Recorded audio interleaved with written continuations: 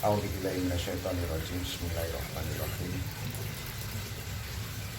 Ila hadratin sayyidina Muhammadin sallallahu alaihi wasallam sayyidina Nabil Adam wa ala jami'il anbiya wa mursalin wa jami'il malaikati wa rasul wa jami'il ahlillah wa ala jami'il malaikati wa bijaiyah karomati barakan alaik wa bi alam jami'il wa jami'il masyayikhina wa barakati ya Allah karomati syekh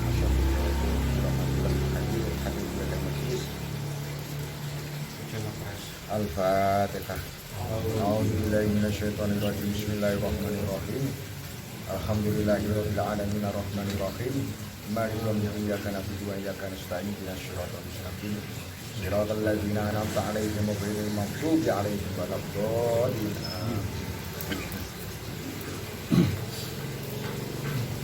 Bismillahirrahmanirrahim.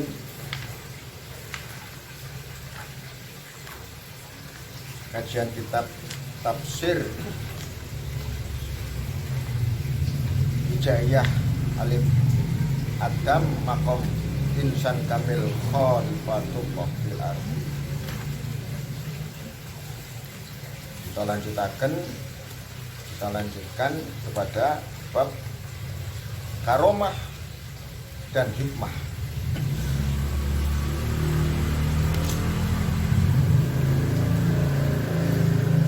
Allahumma sholli ala sayyidina Muhammad wa ala jami'il ummati sayyidina Muhammad.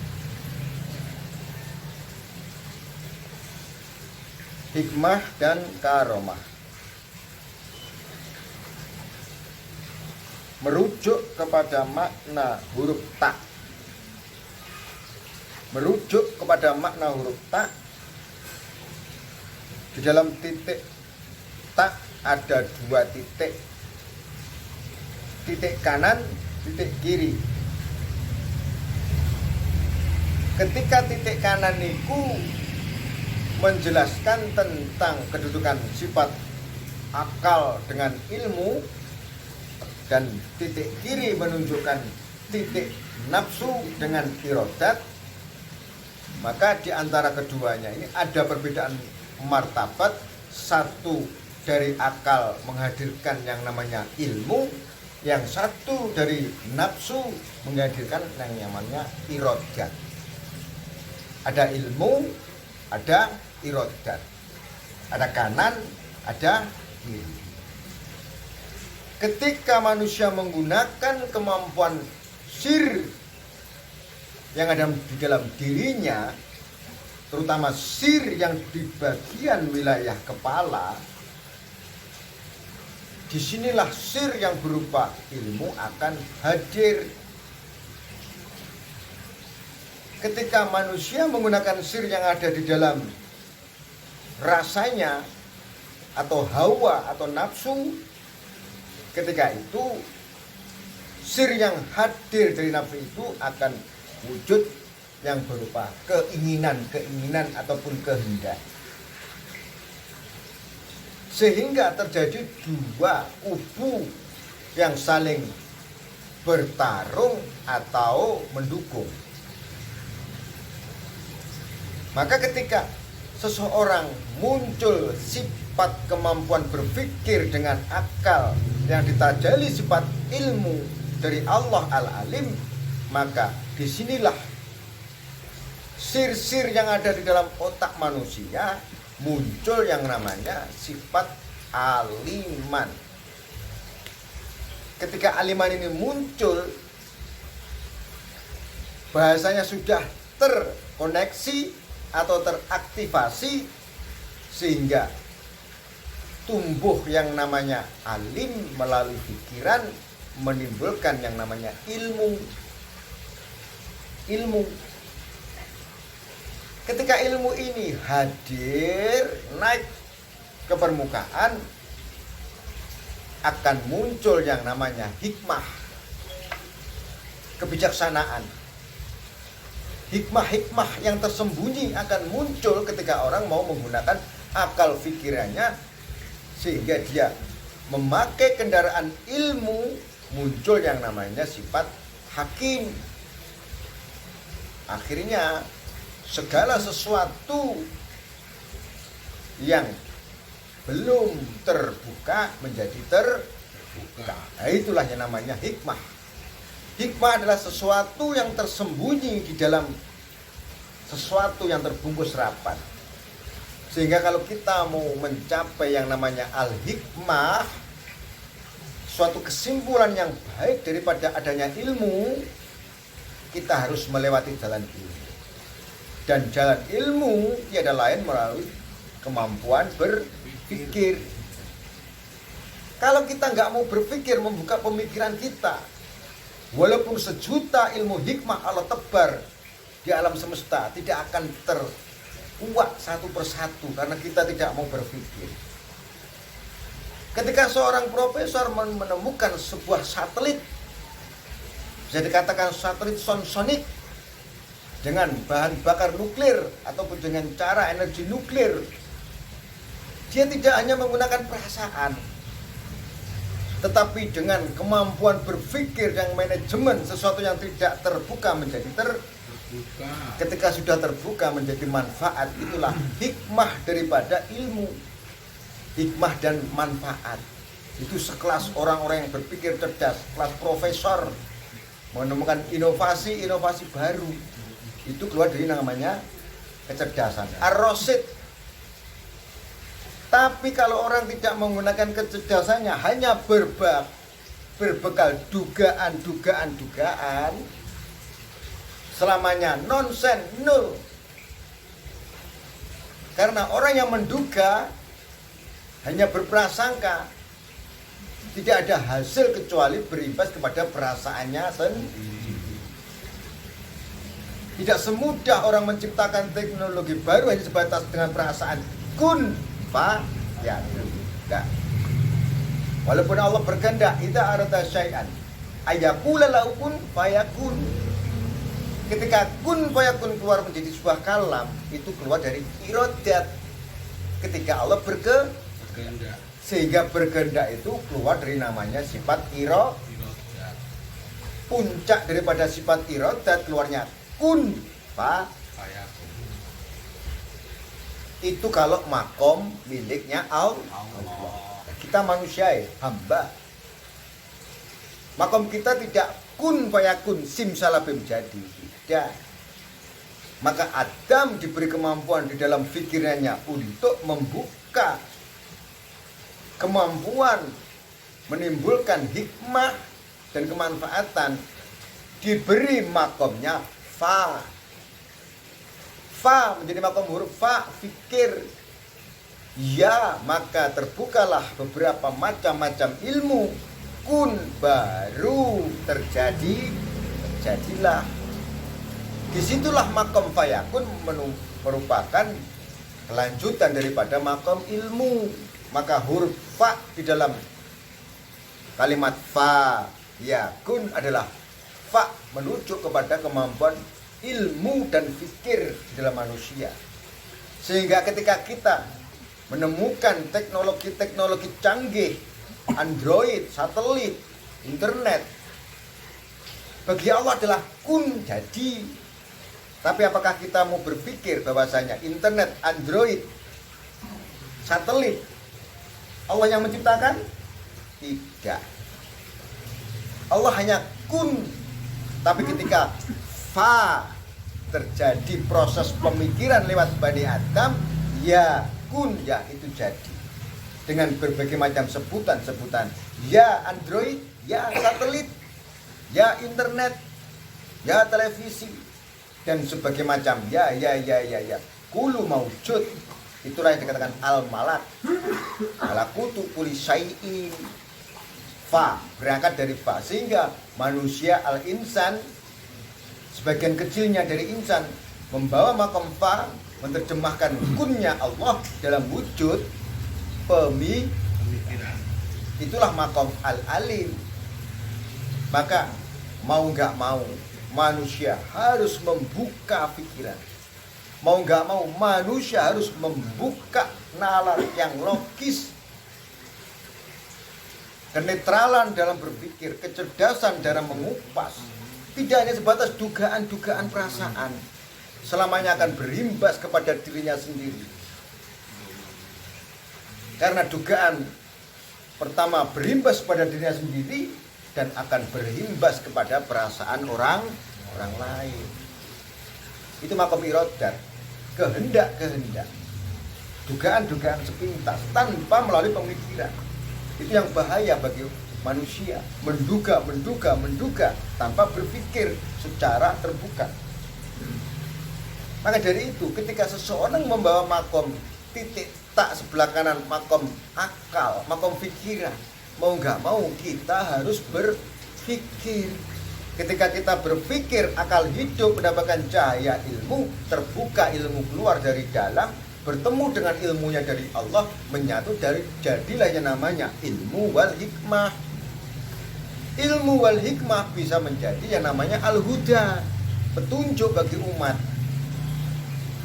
Bagaimana orang bisa memberi petunjuk sedangkan ilmu tidak ada? Bagaimana orang bisa memberi petunjuk dengan ilmu ketika tidak ada hikmah? Ilmu tidak bisa memberi petunjuk jika tidak diiringi dengan hikmah.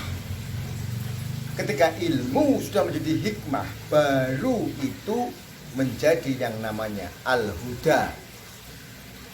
Maka ketika Allah menurunkan Al-Quran bil ilmu, jadilah ilmu Al-Quran wal hikmah wal huda. Tapi kalau hanya ilmu saja, ataupun hanya al-qalam saja, atau hanya al-kalam saja, perkataan tanpa ilmu tidak akan bisa menjadi al-huda. Karena perkataan harus diuji kebenarannya secara pemikiran, tidak hanya secara perasaan. Ketika pertama perkataan diuji secara pemikiran benar, baru masuk ke ujian perasaan. Ada dua barometer. Seseorang berkata hanya menggunakan perasaan, tidak diuji, akhirnya menyakitkan orang lain. Tapi ketika perkataan yang keluar dari ilmu, ketika disampaikan bil hikmah, akan menembus kolbu orang yang mendengarkan. Itulah yang namanya perkataan yang keluar karena adanya ilmu wal hikmah. Sehingga orang yang berbicara dengan ilmu wal hikmah, perkataannya akan menembus ke perasaan orang yang mendengarkan menjadi suatu huda. Itu perjalanannya. Tetapi kalau orang hanya mengandalkan perasaan, egoisme, irodat, karena irodat itu berimbas kepada sifat egois, kehendak yang tidak bisa terbatasi, akhirnya kehendak yang bebas, jadilah maha berkehendak, jadilah sifat egoisme. Benar gak? Ini yang harus kita waspada. Maka kita harus mengenal diri agar kita tahu di bagian mana kita menggerakkan sir kita, di kiri atau di kanan. Ketika kita menggerakkan sir kiri menjadi kehendak yang tak beraturan, jadilah egois, jadilah anarkis, jadilah amarah. Tetapi ketika kita menggunakan sisi kanan berupa akal fikir, ini akan menjadi suatu cahaya bagi irodat kita yang ada di dalam nafsu. Ketika kita berkehendak yang membawa sifat kemaslahatan. Ya, ini yang dinamakan hikmah. Maka ibarat lampu dan air. Nah, dua hal yang berbeda namun ada hubungan yang tidak langsung terkoneksi. Dijadikan lampu itu kehendak agar menyala.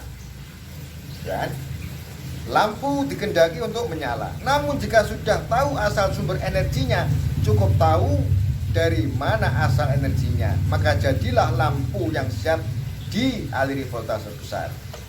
Nah, kenapa di sini ada hubungan antara lampu dan air? Kalau kita melihat lampu, kenapa dia bisa menyala? Ada listrik. Listrik inilah yang bersumber energi yang dihasilkan dari gerak yang namanya geraknya air. Energi potensialnya air jatuh menggerakkan kincir air, menimbulkan suatu energi gerak, menimbulkan suatu listrik. Memang air tidak langsung mengeluarkan listrik, tapi ada proses pergerakan sehingga listrik keluar.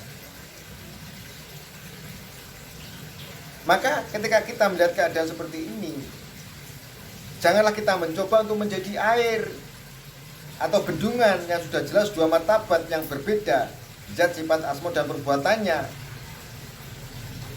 Bagaimana kaitannya ini dengan makom tak tadi itu? Bahasanya apa? Kehendak itu harus dibatasi. Ketika kita diberi makom lampu untuk terang, dengan adanya listrik, kita tidak akan bisa langsung semerta-merta mengambil setrum dari air. Air gak akan bisa mengeluarkan setrum. Dia akan terproses untuk menjadi sebuah energi. Ketika kehendak ini gak bisa kita batasi, maka orang akan menempuh jalan-jalan pintas, jalan-jalan karomah, jalan-jalan to the point, termasuk jalan-jalan bagaimana orang-orang yang nggak percaya kepada Rasulullah untuk menunjukkan bagaimana Rasulullah menjelaskan kebenaran Allah melalui ditampakkan yang namanya mukjizat. Salah satunya itu. Dorongan, keinginan yang tidak puas. Maka ketika orang yang tidak puas dengan dorongan hatinya untuk membuktikan tanda-tanda kebesaran Allah, mereka menempuh jalur-jalur karomah, membuktikan alam gaib akan wujud. Baru ketika wujud dia baru percaya. Sisi kiri irodat kehendak. Ya. Namun ketika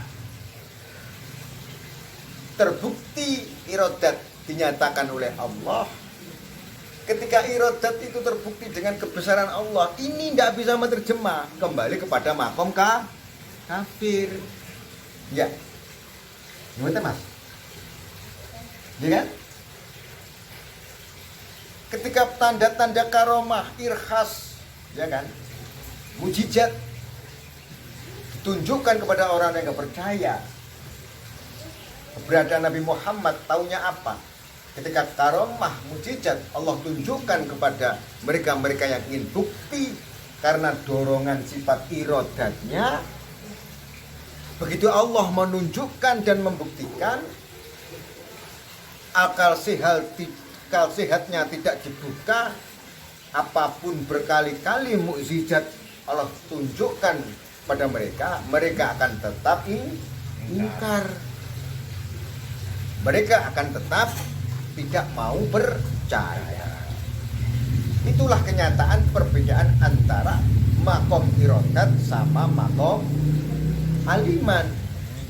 Seperti itu kenyataannya. Itulah yang menunjukkan tentang hikmah dan karomah yang berbeda perjalanannya. Maka kedudukan fungsi mata dan telinga ini sebagai pelengkap. Sehingga kenapa posisi mata ada di bawah akal, dan kenapa posisi nafsu ada di bawah mata. Kalau kita buat suatu posisi yang berbeda, atas dan bawah, mata sebagai penengah, seharusnya mata dikendalikan oleh yang namanya akal. Bukan mata yang dikendalikan oleh namanya dorongan nafsu. Maka kenapa kronologis orang itu kufur atau ingkar? Karena mata didorong oleh keinginan nafsu yang berkehendak ingin tahu. Namun ketika tidak disambut dengan kemampuan akalnya di dalam ilmu, tidak bersatu. Hanya nafsu sama mata membuktikan direspon positif atau tidak. Bahkan ketika Nabi Muhammad diminta untuk membelah bulan menunjukkan mujizat, begitu terbukti nafsu dengan mata menyaksikan, ininya nggak merespon, tetap menjadi orang yang ingkar. Itu kenyataan. Itu sudah terjadi zaman dahulu. Bahkan sejak zaman Nabi Nuh, Nabi Musa, bahkan yang terakhir Nabi Muhammad, bahkan sekarang sampai merujuk kepada para alim-alim ulama, para aulia, para wali-wali yang membawa ilmu hikmah, ilmu hak. Berkali-kali tertampakkan karomah, tujuannya untuk membawa yang hak tetap terbantahkan. Karena apa? Ininya tidak mau dibuka, tidak mau menerima kebenaran yang sudah nyata untuk difikirkan, ditolak mentah-mentah. Itu karena apa? Lebih kuat egoismenya daripada pemikiran. Ini penyakit. Maka kita harus hati-hati ketika kita menempuh jalur karomah. Hati-hati. Tetapi ketika karomah itu diberikan, kalau tidak ada imbas buah daripada karomah yang keluar, ini juga menjadi suatu tanggung jawab. Banyak orang menempuh jalur karomah, ternyata tidak berimbas dengan keilmuannya, terjebak kepada makom pembuktian selalu tanpa ada perbuatan yang membawa hikmah. Nah, ini masalahnya. Jadilah ketika mata bersatu dengan akal, jadilah al-ilmu. Ketika mata bersatu dengan nafsu, jadilah pembuktian. Sehingga bersatunya mata dengan akal menjadi ilmu, yakin, dan ainul yakin. Ketika mata bersatu dengan nafsu, dia hanya menyaksikan, memberikan suatu gejolak kepada jiwa. Tapi ketika tidak disambut dengan akal, dengan ilmu, penyaksian yang tidak membawa hikmah.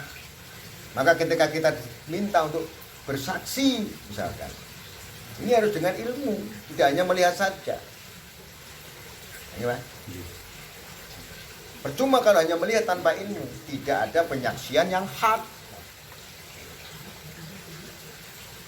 Ketika bersatunya akal dengan ilmu yakin, mata sebagai penjembatan, sebagai ilmu ya, ainul yakin, nafsu menguasai kolbu, menerima buah daripada ilmu yakin dan ainul yakin, turunlah menjadi hakul yakin. Maka bagaimana hakul yakin ini bisa masuk ke dalam kolbu ketika ilmu yakin tidak dibuka, ainul yakin tidak dibuka? Sehingga ketika masuk ke dalam sifat ainul yakin, tidak dikuatkan dengan ilmu yakin, masih goyang keyakinannya untuk menuju hak. Karena di sini tempatnya keraguan-raguan. Iblis membisiki, setan membisiki, bantahan-bantahan membisiki. Tetapi kalau kita menggunakan ilmu yakin, ketika kita beradu pemahaman, adu argumentasi, adu pemaparan, insya Allah yang namanya keraguan yang ditebar oleh setan akan hilang. Tapi ketika orang dibuktikan dengan ainul yakin alam gaib sebesar apapun, sehebat apapun alam gaib, di dalam keinginan menyaksikan yang gaib untuk menembus keyakinan, ketika mendapat dia tetap akan ragu terus. Berapa banyak orang menyaksikan kegaiban tetap masih ragu? Masih kan? Walaupun sudah ketemu malaikat tetap ragu. Ketemu cahaya sorot ragu. Ketemu suara gaib ragu. Inilah penjelasnya akal sehat. Koneksikan. Jadilah ilmu yakin, ainul yakin, hakul yakin, dan akmalu yakin, keyakinan yang sempurna. Ya seperti itu. Maka semua harus bersatu. Kalau hanya satu sisi, sehingga disinilah makom tak, titik yang kiri membawa keinginan untuk mendapatkan karomah, pembuktian jalur pintas lewat mukjizat, lewat karomah, tidak mau berpikir. Ini jadi penyakit bagi manusia. tidak mau berpikir, taunya serba jadi. Tapi kalau yang mau menggunakan jalan pemikiran, walaupun dia tidak melewati makom ainul yakin, dia sudah pegang ilmu yang tidak terbantahkan, real logika. Karena logika tidak akan bisa terbantahkan oleh keraguan yang ditebarkan oleh Jadi keraguan itu tempatnya tidak di otak, tapi di dalam hati. Jadilah khotir syaitan bersama khotir nafsi. Wilayah di sini wilayah. Ketika ini bersinergi khotir nafsi dan khotir syaitan naik ke atas, mendesak wilayah akal sehat. Ketika akal sehat tidak berisi ilmu, apa yang terjadi? Keraguan terus menghantui, gak akan selesai walaupun bertahun-tahun. Tetapi kalau kita masuk ke jalur sini, akal sehat turun ke mata, baru namanya hakul. Ini prosesnya. Inilah yang disebut bil hikmah. Maka kalau kita ingin menempuh jalur-jalur uluhiyah, harus berangkat dari alim, akal sehat. Maka ketika Allah mengajari al-insan alladzi alama insan, ini mutlak. Maka pengajaran Allah pertama adalah pengajaran melalui akal sehat. Bil ikra, bacalah. Allah akan mengajari alama. Sehingga mau tidak mau, makom aliman, makom akal adalah makom yang paling utama bagi Bani Adam dan anak turun.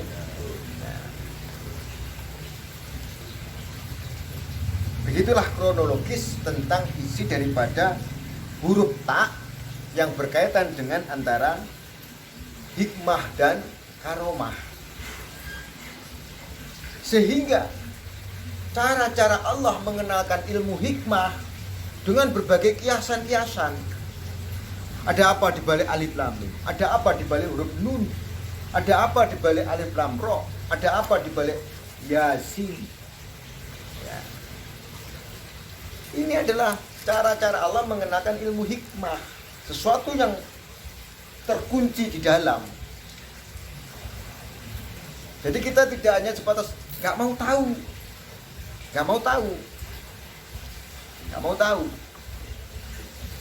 Kita nggak boleh mengatakan kita nggak mau tahu. Kalau kita mengatakan nggak mau tahu, karena ini dibatasi oleh Allah yang Maha Tahu, sehingga kita nggak mau tahu, kita salah. Belum berpikir kok nggak mau tahu. Karena ilmu hikmah itu tersembunyi banget. Kalau kita mau membuka, ibaratkan orang tua menunjukkan kepada anaknya, suruh membuka, ada apa di dalamnya? Anak suruh menebak, isi permen atau isi uang. Ketika anak tidak takut kepada orang tuanya, karena tujuannya orang tua memberi suatu kode-kode pengajaran, kedekatan dengan simbol-simbol perbuatan, seperti hanya simbol kias alif lam mim, sehingga orang menjadi banyak penafsiran. Tapi ketika anak takut kepada orang tua, ketika dia melihat tangan orang tua diangkat ke atas, apa yang dia tahu? Bahasanya orang tua akan memukul anaknya. Padahal anak salah tafsir kepada orang tua. Karena orang tua ingin tahu, "Nak, ada apa di balik tanganku ini? Coba tebak." Inilah bahasa ayat-ayat mutasyabihat. Itu adalah bahasa kode untuk kita mau menguak atau tidak, menebak atau tidak. Apakah salah orang yang menebak dengan tebakan yang salah? Tujuannya untuk menguatkan keyakinan dan hakul yakin? Tidak ada. Begitu ditebak benar, orang tua senang.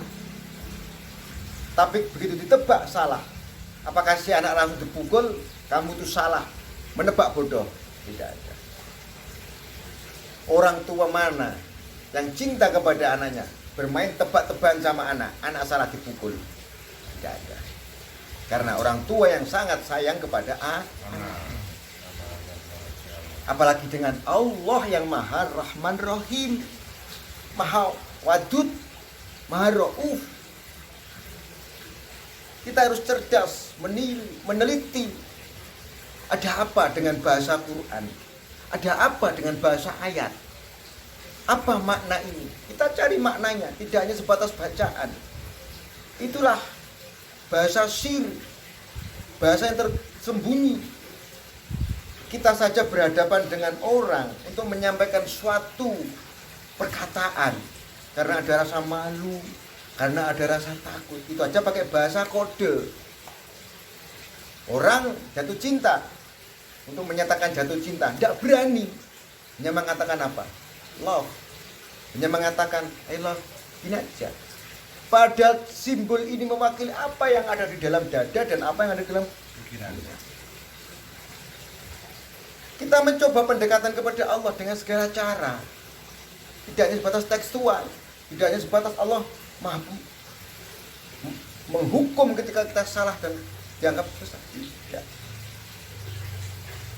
Inilah bahasa kode. Ketika seorang menyatakan cinta, dia nggak berani mengatakan I love you. Dia hanya mengatakan bagaimana apalagi itu. Orang menantang dengan bahasa, orang memuji dengan bahasa. Maka kode-kode ini yang harus kita pahami. Itulah ilmu hikmah. Semua adalah bahasa isyarat. Lalu kalau kita hanya menutup yang namanya bahasa isyarat, begini berbeda dengan begini, begini berbeda dengan begini, begini berbeda dengan begini. Ya, enggak? Satu kode yang sama bermacam-macam. Monggo, saya, bagus, toyib. Kalau ini dibalik, silahkan den, pinarak, den, monggo, lenggah. Orang Jawa mengatakan pinarak jeng, pinarak den. Satu jari jempol menjadi dua makna. Ketika jari jempol dibalik, bahasanya apa? Merendahkan, membuli, tidak menghargai.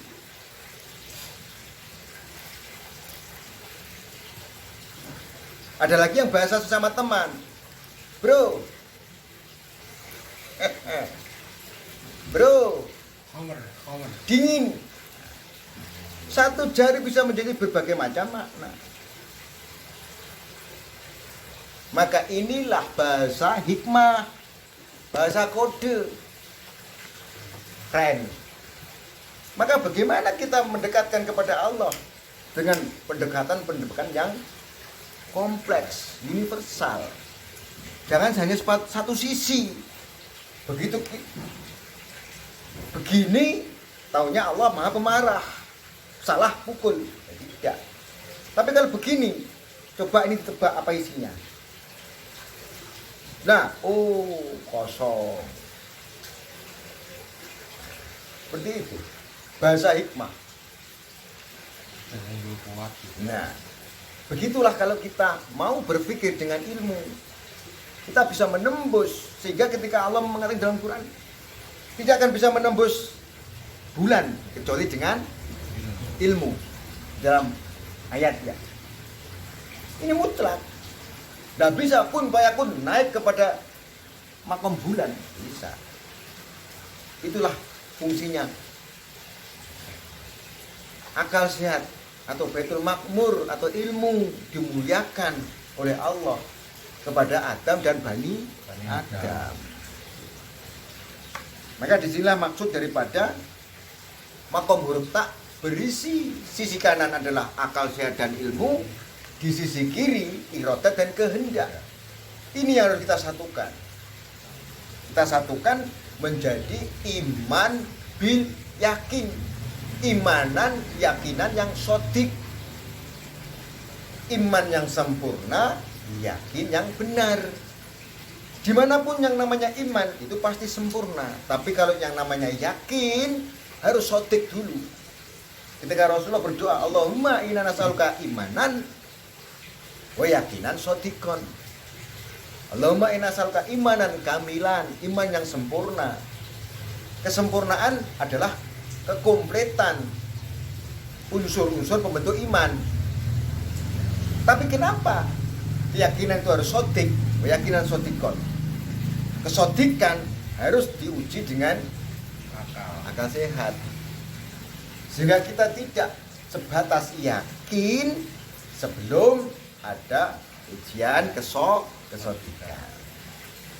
Ketika yakin saja tanpa kesodikan, ibarat nafsu yang yakin dengan sifat iradatnya dan hakul yakinnya tanpa berpadu dengan akal sehat yang membawa sifat sodik, kekuatan pembenaran, sehingga dia hanya yakin tanpa kesodik.